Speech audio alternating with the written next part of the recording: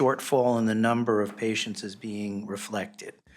And, you know, what do you think, is that going to be corrected? The other thing is on the Medicaid side, I don't know how much more we can, you know, improve our revenues on the Medicaid side. It seems like the clear thing here is if we can get the private pay side up, you know, we're well on our way on the revenue side. And then I also have a couple questions on the expenses, but can you just comment on that?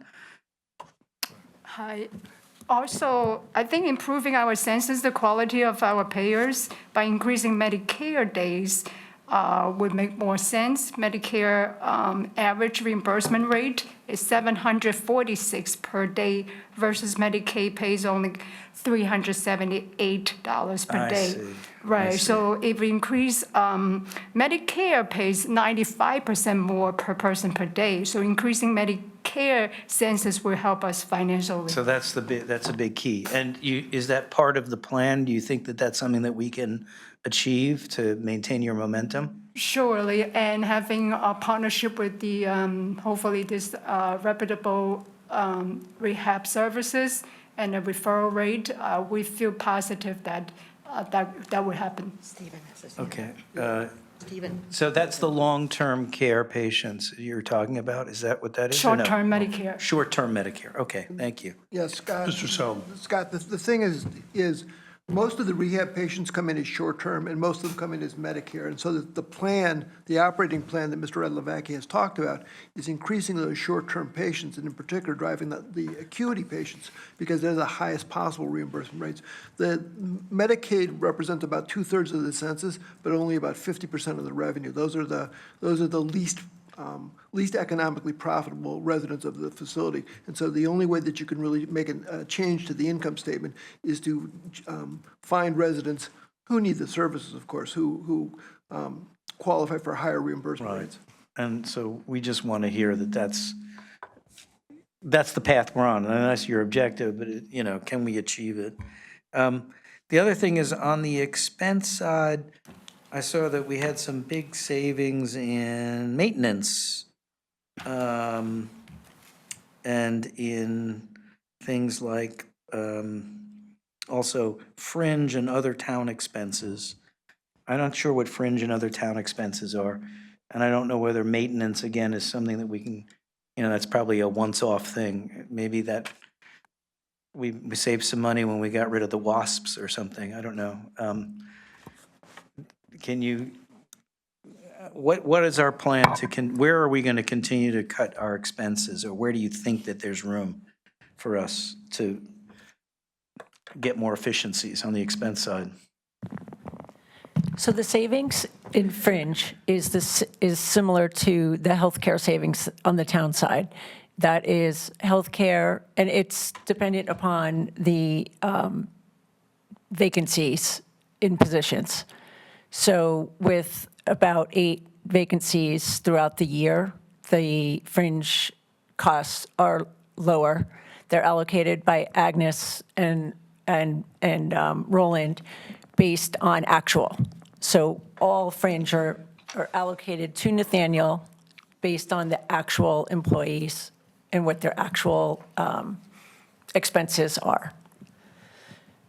And then as far as maintenance goes, that one's, you know, several years ago, quite a few of the capital expenses were moved to operating for budgeting reasons in the 400s. And there was some change in management in facilities, and that's a great question, to be honest. Right, okay. So I mean, at the end of the day, I think we all know where we want to go. I think it's great, as I said before, that, you know, that revenues are to the better and expenses are also lower. That's great. But what we want to see is that trend continuing. We want it to be sustainable, and we want it to expand a little bit. So we want to get this loss number down, right, to a manageable level. Because at this level, it's just very, very high. It puts a big burden on the town's finances. We'd much rather see it in the 3s range than in the 5s range, to be honest. That's really kind of where we all want to go. Ms. Tarkington. So in our, we did have a earlier meeting with Witherall a couple of weeks ago, I guess now, and also in the Budget Committee. One of the things we did talk about is, it's nice to talk about revenues standalone, oh, there's more revenues for this patient or less or whatever. But until Witherall begins to get a better focus on basically understanding what the underlying costs are, putting together is fixed and variable overhead, bringing it down more to the types of patients or by unit and then to the patient, it will be, you know, that's a direction that one needs to go. And currently, just, you know, for the record, you know, I agree. The reason we have Nathaniel Witherall is for the long-term care, you know, for our town residents, and that's been the purpose. But it's costing us now about $29,000 per bed per year for all of these residents. And so, you know, in working on the strategic plan, I think Witherall needs to begin to focus on some of these details. So, Ms. Tarkin, can I just say that I was thinking about your comments from the prior meeting, and I did find a accounting report by PKF O'Connor Davies from, I think, 2018, which breaks down the revenue lines and the costs by revenue line. Right.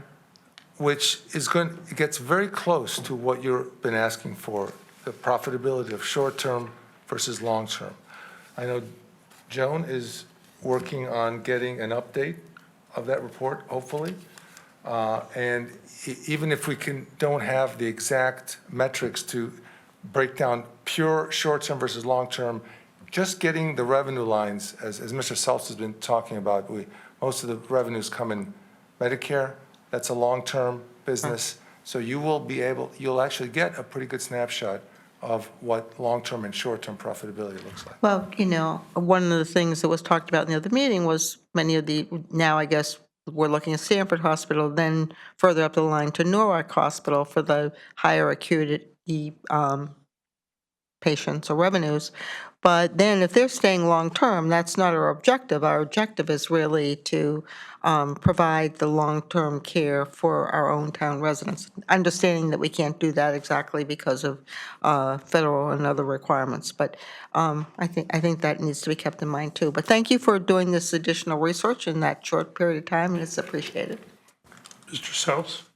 I was simply going to echo what Ms. Tarkington said. I mean, I completely concur with you, which is the sooner that the Witherall is able to give us more data on the actual profitability by revenue line, I think that's great. I mean, you know, ideally there'd be a full line cost accounting, but even if what Mr. Radlovacki says is available now, it's a start because it is critical to managing this facility no differently than any other business to understand your revenues and your costs per segment. So I think you're quite correct about that, Ms. Tarkington. Mr. Weisbrod? Just to follow up on the same line of discussion, so we did discuss it at the Budget Committee, the breakdown between Medicaid, Medicare, and private pay. I think those were the three categories I have noted.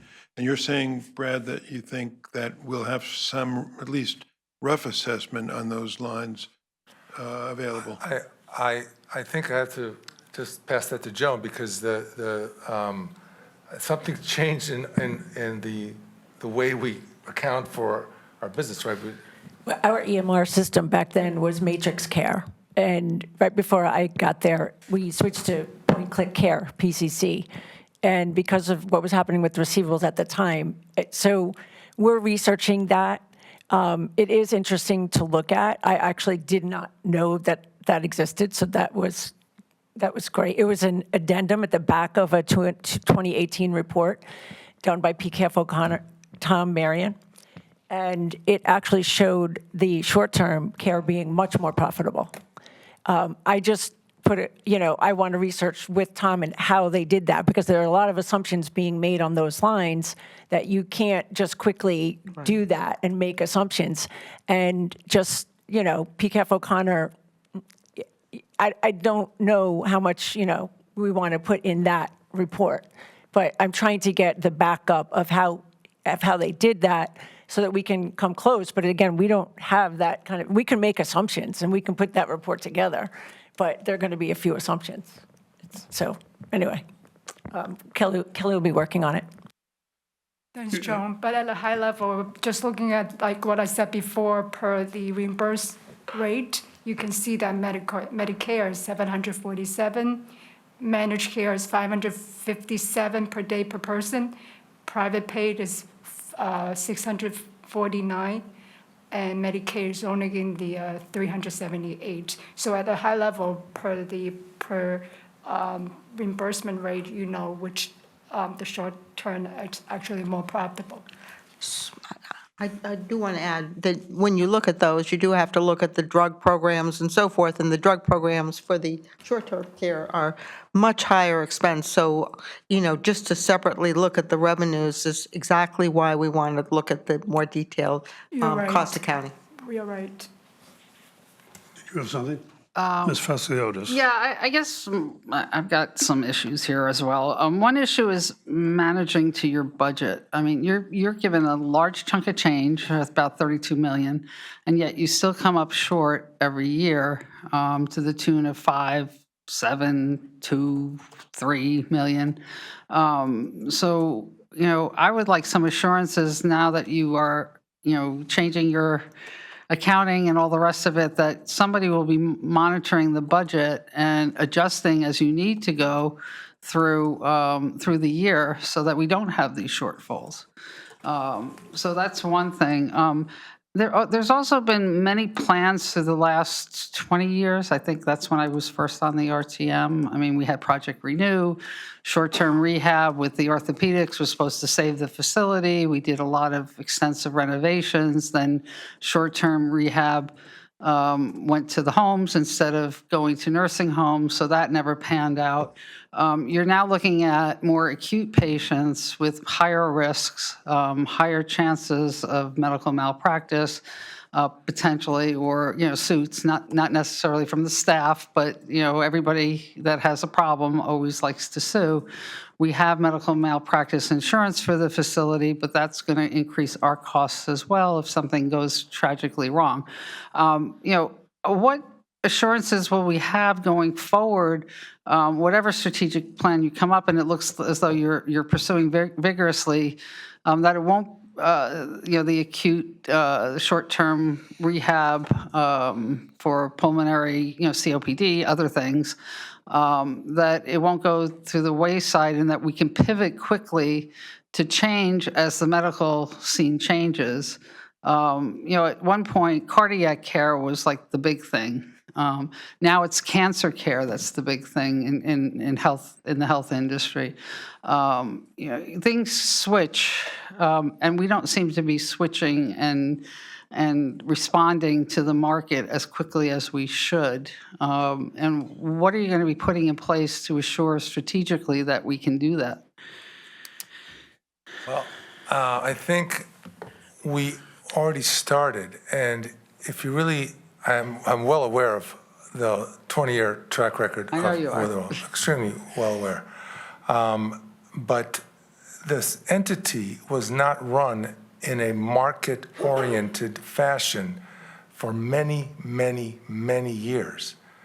And under Mr. Markowitz's leadership, we have restructured the board and the approach to the business to be a market-oriented approach.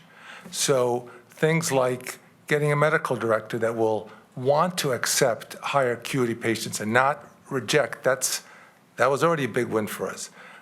Focusing on Stanford Hospital, where we're underrepresented, is another market-oriented win for us. Focusing on higher acuity patients, that's what the market is telling us they want. So we have to be attentive to that. That wasn't a part of the prior board and the prior way of the business is run. The additional aspects of the strategic plan, such as full-time medical practitioner on staff 24/7, that's another part. Getting a highly respected, highly visible partner for short-term rehab, it's another part of the plan. And there are a couple of other wrinkles, but the point is we are going to be market-oriented, and we're going to leverage our high-skilled, five-star staffing model for nursing into higher census, and that is, we believe, the way forward for the Witherall. As we all know, there used to be a wait list here. And so we don't need a wait list, but we need to get to 182 or 185 patients, which is, in the history of things, seems doable. But that's my point, is there used to be a wait list because there weren't any alternatives to home care, for example, or other alternatives that are now available. For example, I have a 95-year-old mother who, is still mobile and whatever. Maybe 20 years ago, because we wouldn't have had the options for home care, I would have considered a Witherall. But now we have options for home care, so we don't consider Witherall. So I think for the longer-term patients, I guess I'm just trying to struggle to understand, the market changes with what the insurance companies are willing to pay for. Let's be honest about it. As I said before, I mean, our whole grand scheme 20 years ago, whenever Project Renew was to get the orthopedics, because that was the big money maker. Then it was cardiac patients that we're not equipped for. I don't know if we are equipped for. Now it's, the more acute things that you can't handle at home, but the hospitals don't want to handle. And I guess my question is, we're not very good at pivoting and changing to the market, the strategic market stuff, and I'm just hoping that that's considered in the strategic plan. I know that you've put things in place to be market-driven, but, we're a municipal facility, and when it comes down to it, municipalities are slower to adapt to the changes in the market. And it's been seen here particularly because that's the way it is. I mean, so that's all I'm saying. Yeah, Ms. Moriarty and then Ms. Jansen. I just want to communicate something a little bit different. I truly appreciate the focus and the effort that's going on. I think it's going to be important that your board and that our board continue the conversation, but we have to support each other, right? Just slamming our hands on the table saying you haven't done it, therefore you're not going to do it in the future, isn't going to get us the result that we need. And I think, the way that this condition was written essentially said we do need to work together to identify the alternatives, set us up for success, and go forward. And the market's going to change, and our costs are going to change, and we do have to learn how to be more flexible. I think you do have the tools to be more flexible, and if you need additional ones, we'll have a further conversation. But I think this I hear more action and more attention to the details and what needs to be done in the conversations that we had last week and this week. And I know that's been going on at your board level. So I want to make sure, and I think other board members appreciate that too, but I think it's important to say. Ms. Jansen? Yes, I just wanted to, I have a quick question. When you came to this conclusion that you needed a new medical practitioner, did you present to the budget committee, or did you present to, because I'm on the HR committee, I don't recall seeing some kind of analysis and that talked about the new costs, the new potential revenue, the impact of this, what are the competitors doing? How did you determine this as the direction? I guess I didn't see anything in writing, so I just wanted to question, have you presented this somewhere? No, this was a decision, I think, made by Mr. Markowitz along with the executive director of the Witherall. So I would want them to answer that question. I wasn't a part of that.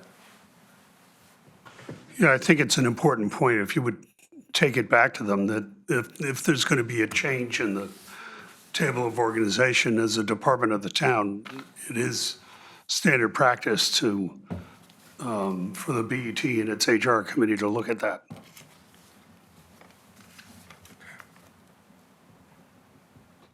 Anybody else? Okay, we have a motion on the floor to release the condition. I'm going to take a roll call vote on this. Only on 2.7 or 3 point. For 2.7 million. 2.7 of the 3.2 of Yeah, it's not a condition. full 10% release, it's only 2.7. So I'm going to start with Mr. Alchek. I vote in favor of releasing the conditions. Mr. Deschamps. Yes. Ms. Aurora. I'm going to pass. Mr. Selps. Yes. Ms. Fatsiliotis. No. I'm a yes. Ms. Tarkington. Yes. Ms. Moriarty. Yes. Mr. Weisbrod. Yes. Ms. Jansen. For reasons I've stated earlier, the condition has not been met, and therefore my vote is no. Mr. Kalb. I'm a yes. Mr. Alfano. No. Ms. Aurora. No. Okay, I count that as 4 noes and 8 yeses. Okay. One of the things in the condition was to have quarterly reporting to the BET. And I think we'd like to continue that if we could. It's July. So I suggest that we do a July, October, January, July schedule for that to kind of match up with your calendar quarters, your fiscal quarters. So we would look forward to seeing you in October at our meeting.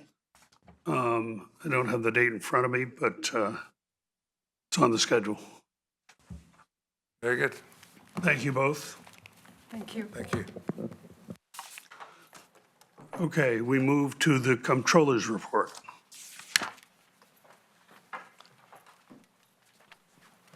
And this is Joan's first. Yeah, we controller welcome report. our new comptroller for her first report. Pressure's on. Good evening, Mr. Chairman and BET members. Yes, I was going to say it is my first comptroller's report after Pete's 220. Oh,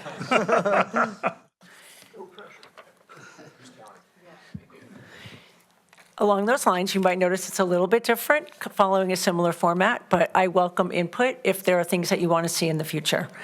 I started with an executive summary. General fund invested cash on June 30th, 2025 was $157 million, about $15 million higher than June 30th of '24. This includes approximately $45 million of tax payments collected in June 2025, most of which represents fiscal '26 tax prepayments. And actually, if you include deposits in transit, it was $53 million of taxes prepaid. We've completed the initial close for fiscal '25. Obviously, it's initial, and we'll be closing and adjusting over the next couple of months. Current estimate of a general fund surplus of approximately $1 million before deducting the Board of Education's surplus of $2.5 million, which will be restricted for the Board of Ed's non-lapsing account based on Connecticut General Statute 10-248A. After deducting the $2.5 million, the anticipated deficit for fiscal '25 is estimated at about $1.5 million. Results will be finalized in early September, pending audit adjustments after that.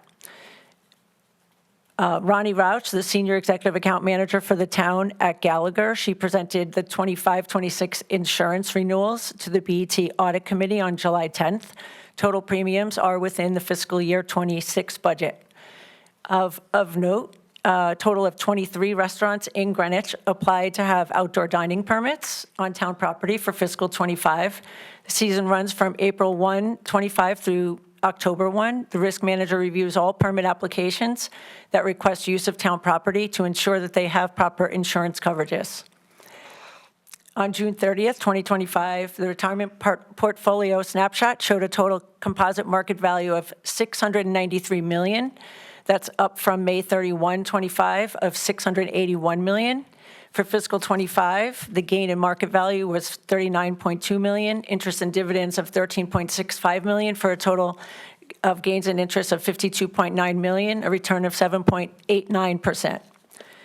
The OPEB trust portfolio market value was $58.6 million on June 30th, up $2 million or 3.58 in June of '25. The total gain in the fiscal year of '25 was $6.1 million or 11.77%, 47 basis points better than the policy benchmark's results. I know the IEC is happy about that. The annual audit will be kicking off very soon. The budget process will as well. Retirement Board will be meeting next week. Internal audit, I kind of went through all, we have quite a few audits ongoing right now. We've been meeting regularly with the Board of Ed, CFO, and the Finance Director. And we're discussing various topics, which I've put in here, so I won't go through in detail.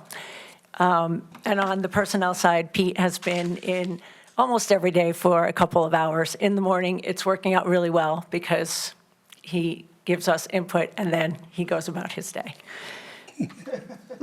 I would like to take a minute to acknowledge the strength and dedication of our finance team, also known as the Dream Team. Last week was year-end close, traditionally one of the most challenging weeks of the year. Our senior accounting supervisor, Carolyn Fay, did a phenomenal job of leading our dedicated accounts payable team through a very successful year-end close despite many technical glitches at every step. Roland and Agnes experienced that as well with uploading the fiscal 26 budget, but everything has been completed successfully. Our Treasury team of 4, led by Natasha Yemitz, were recently recognized as Town Employees of the Month for July, so you'll see their picture out in the lobby. Their consistency, reliability, and accuracy is unmatched, and we're very proud of them for receiving this honor. And finally, I'd like to thank Leo Barisha, who quietly and seamlessly has stepped in to backfill Samantha, who had her baby boy at the end of June. Leo is now supporting you all. She's supporting the finance team, us, and she's also doing accounts payable work as time permits. We're very fortunate to have a team that works so well together and is so supportive of each other. Any questions? Mr. Weisbrod? Well, thank you very much for that great report. And my question is on the dining permits. Do we have any purview here as the BET, the terms of those contracts, if you will, which allow those restaurants to use town property, the economics around those arrangements, and the I don't believe that is something that ever comes to the BET, but maybe we have no jurisdiction. But does it go to the finance department in terms of what after all, it's town property that's being utilized in that way? It's a great question. I could follow up. We only really address it as on the risk side, so I can look into that. I don't know if anyone here on the board knows the answer. I think it goes to the Board of Selectmen when they approve each of these restaurants at their place. Yeah. And they're now charging, I think, for the 3 parking spaces for that period of time, what the revenues would be on the parking spaces. Yeah, that's what I It doesn't relate to FAR. Well, It just says 3 parking spaces. Yeah, I recall the same thing, Leslie, that it's tied to the parking spaces. But question is, should it be tied to the extra revenue that's obtained by the restaurants? Is there, other communities that do this, other cities or towns that have similar arrangements? Is what we're doing best practices? It's getting a little bit controversial in my view. People are saying, oh, it's taking up the parking spaces and it's used by a lot of people who aren't even necessarily residents of the town, and it's causing traffic and whatever. I'm not saying it's good or bad. I'm just saying that the revenue that's generated for the restaurants, do we get the right share? Is it done in the right way? Is there a review that's necessary? It's just a question that crossed my mind. If we don't know the answer, maybe it's something that's worth taking a look at, if others agree. You think it's a good thing, Harry? Yeah, no, I would agree that it's been going so long that to benchmark it versus some other towns and, how they're structuring their fees it's a timely question. So I'll communicate that to I'll communicate it to the town administrator and ask her to, opine on that at some point. Any other questions? Yes, Elliot, Mr. Olchek. Thank you, Harry. I just want to pile on for a moment and agree with both Harry and David on this point that I think we're undercharging for this space is sort of the simple way to put it. And the I agree with David's idea of looking at best practices, how do other people do this, but for sure, charging based upon the lost revenue from parking seems way, below what that space is actually worth, and certainly the reason why all of these restaurants want to do it is because they know it's a good deal for them. So anyway, I'm running on, but I think it's definitely worthwhile for us to pursue this. Thank you. Anybody else? Ms. Fasiliadis. Just to follow up on that, I mean, I don't know that we have actual leases with these restaurants. I mean, if we did, it would be on file with you guys, so I think it's more of, I'll look into the agreements. I think it's Again, more what like we focus on P&Z. is that the insurance, that everyone has the proper insurance coverage from a finance standpoint, but we Yeah. can look into that. okay, thank you. Because, I mean, I would think leases would have to go to the RTM, which is where it should be, but An interesting question. I don't. I think the numbers are so small, it wouldn't hit a profile. My understanding that it was really a P&Z regulated thing, but I'm not sure. Okay. Anybody else?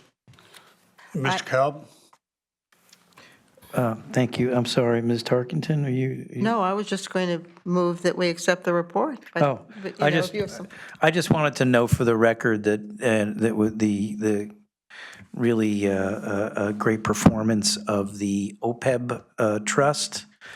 So I think that Ms. Aurora maybe wants to take a bow, or the members of the committee.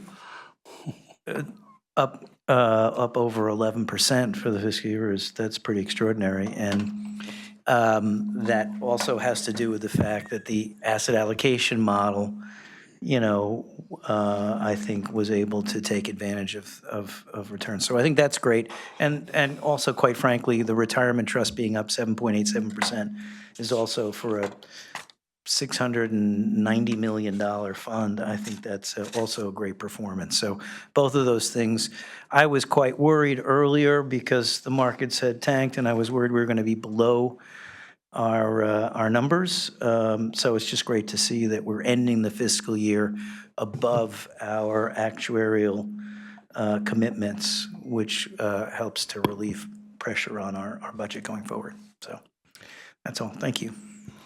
Ms. Tarkenton? So I move that we accept And the I excellent. second that. Any objection to unanimous consent to accept the treasurer, comptroller's report? Seeing none, that's 1200. Treasurer's report. Thank you.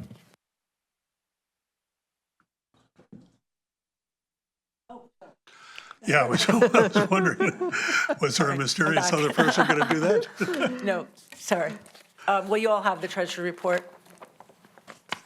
Yeah. So, and I ran through the summary, and within the comptroller's report, the cash management section kind of summarized it as well. So if any questions? I had a question. Yeah, Ms. Moriarty. I just, the Affordable Housing Trust, it looks like the transfer that we're about to vote on, or that we did vote on in our routine was made in June, is that No, correct? this was the earlier one that Transfer. was that voted on before? Yeah, that was the one we did in December. Yeah, that was the one done, no, it's current month. Yeah, it's the current month, so just a timing question.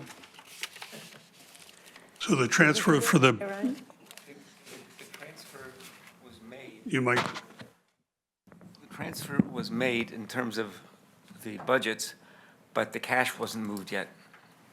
I okay. think that's what the difference is. So it's in the due to, due So froms. this is the old, so this reflects the prior authorization, this 135? I don't know if the number is the same, the 135, 650 withdrawal from the housing trust. Yeah, that's the older, no, pri- that's That it. matches tonight's That's tonight's, number. yes. That's tonight's. I'm Yes. just curious that it shows up as a June transaction, but we're voting in July. We did it before the year end closed. Okay. So that's why, Our That's why it's in your own. sheet does does indicate it's a fiscal '25 transaction, so retroactive. Any other questions? I move that we accept the treasurer's report. Okay, it's been moved and seconded by Ms. Tarkington and Ms. Moriarty to accept the treasurer's report.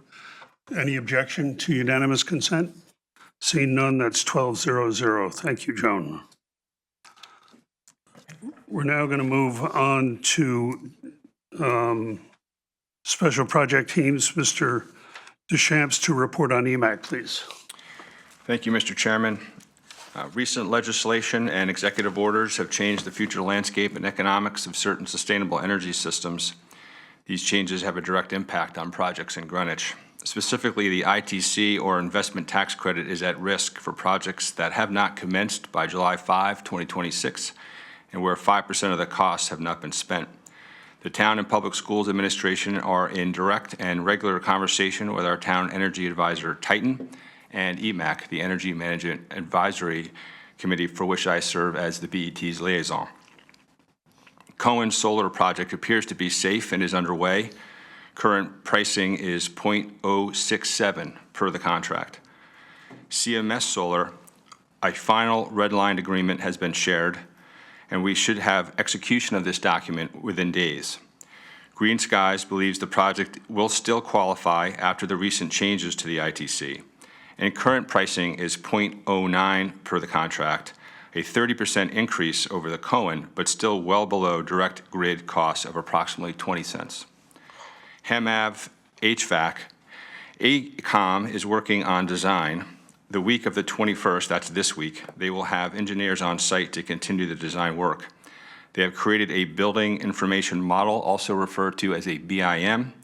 It's a 3D model of the building, which should improve design and operational efficiency. The town and Greenwich Public Schools Administration are evaluating all possible future projects and evaluating the impact of the new ITC requirement. Any questions for Mr. Deschamps? See none, thank you. Under new business, we have the resolutions which were at your desk. First one is, which I will move, is the resolution in regard to the town treasurer. Resolved that the Board of Estimate and Taxation set the salary of the town treasurer at $158,000 effective July 1st, 2025. I second that. Is there any discussion on this? Seeing none, I'll call the roll. I'll start with Mr. Alfano. Pass. Mr. Kalb. Yes. Ms. Jansen. Pass. Mr. Weisbrod. Yes. Ms. Moriarty. Yes. Ms. Tarkington. Yes. I'm a yes. Ms. Fasleotis. Pass. Mr. Sells. Yes. Ms. Aurora. I'm going to pass also. I'm sorry? I'm going to pass. Mr. Deschamps. Yes. Mr. Olczek. Yes. Mr. Alfano. Abstain. Ms. Jansen. Abstain. Ms. Fasleotis. I'm going to pass again. Ms. Aurora. I'll abstain. Ms. Fasleotis. I'm going to be a no vote. In other words, a no, I'm not voting, not vote. I'm not voting on this. Abstain. I'm not abstaining on it, I'm not voting on it. I don't know. Not sure what that means. So I take that as 8 in favor, 3 abstentions, no no's, and 3 abstentions. So it passes by 8-0-3. I think I reflect that correctly. Can we do that? Do you need to ask Ms. Fasciolotis about Robert's rules? Can you do that? I'm just not voting on this, so you can look it up and do whatever you want with it. Okay, that passes 803. The next resolution is resolved that the Board of Estimate and Taxation sets the salary of the town assessor at $210,000 and a move to grade 10, both effective July 1, 2025, and I would move that. And I'll second that. Oh, I'm sorry, that was Mr. Olczek? Okay.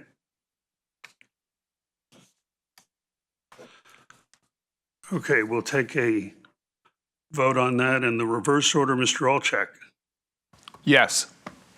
Mr. Deschamps, Yes. Ms. Aurora, I'm going to pass.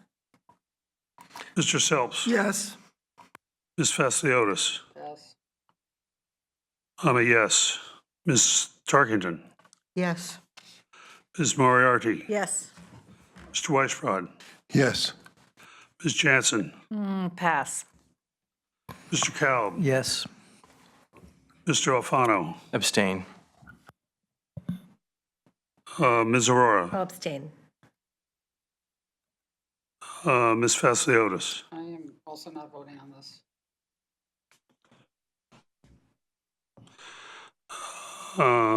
Ms. Jansen. Abstain. Okay, I show that as 803. That is approved. Thank you. The next item on our agenda is approval of the minutes of July 23rd, 2025. I'll move the minutes. You said July. Oh, June 23rd, 2025, I'm sorry.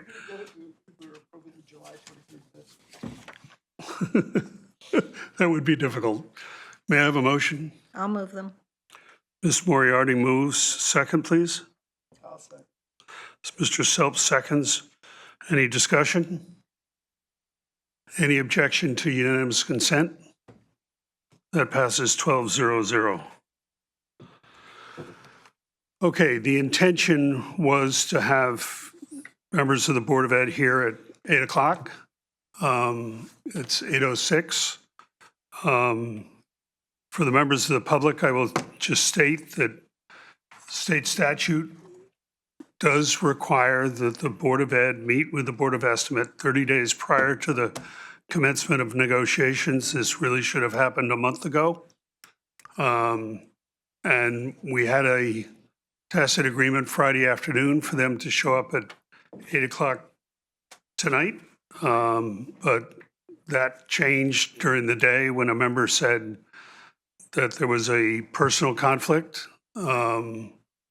So the Board of Ed is not adhering to the statute. They are letting two members of the BET be part of the negotiating team, which is keeping with past practice, Mr. Selps and myself.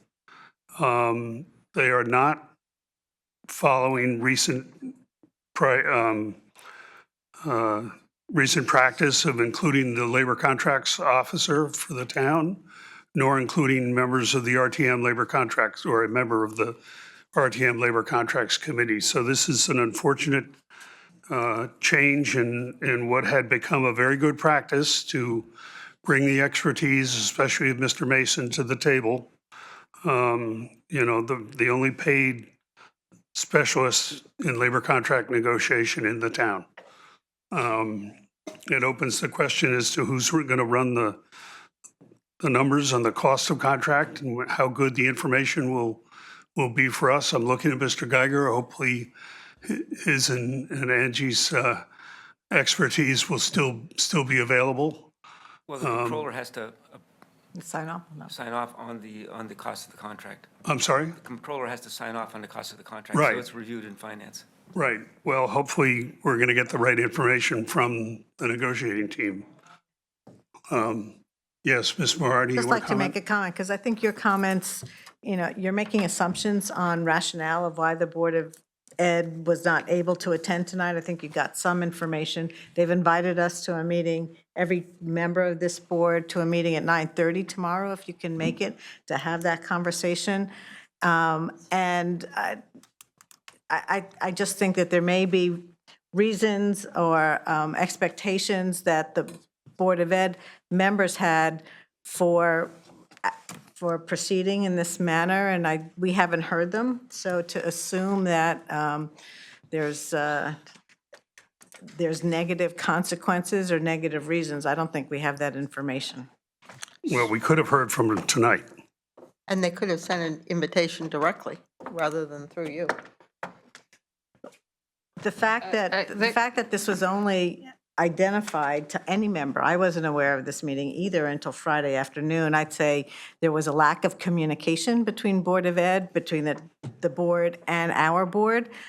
It happened. We were only informed of it ourselves.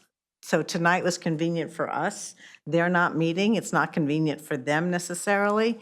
But why it took, why it was only arranged at the last minute, I don't know. I know that there was there were some emails that went back and forth, I think. As So of Friday afternoon, it was convenient to them.